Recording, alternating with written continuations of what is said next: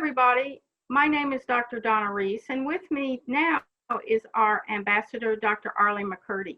Dr. McCurdy is going to present the details of abstract number 552, which describes a new regimen for the treatment of light chain amyloidosis. Hi, Donna.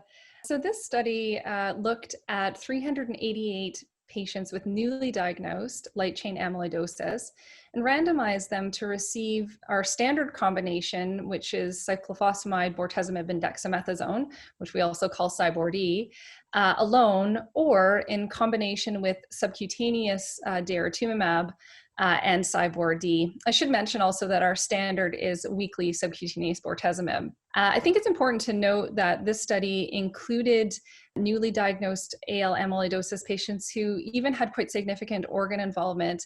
Patients up to cardiac stage 3B were included in this study.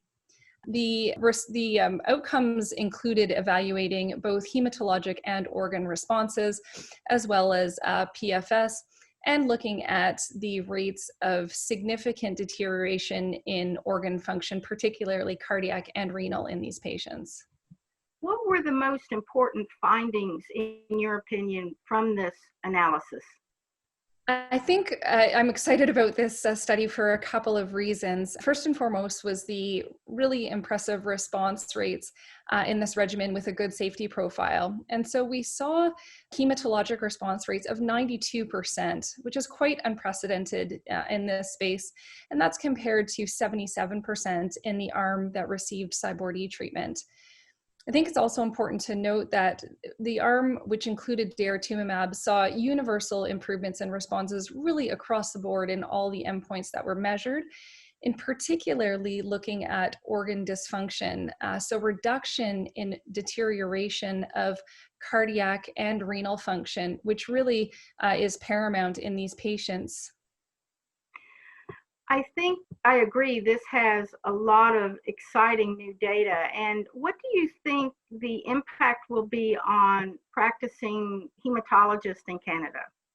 So I think this new regimen of the daratumumab in combination with CyBorD is awesome and really has exciting implications in Canada, both for patients and treaters of this illness alike.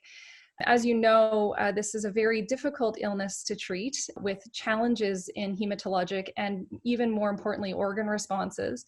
And this offers certainly hope for some exciting effective treatments in this space.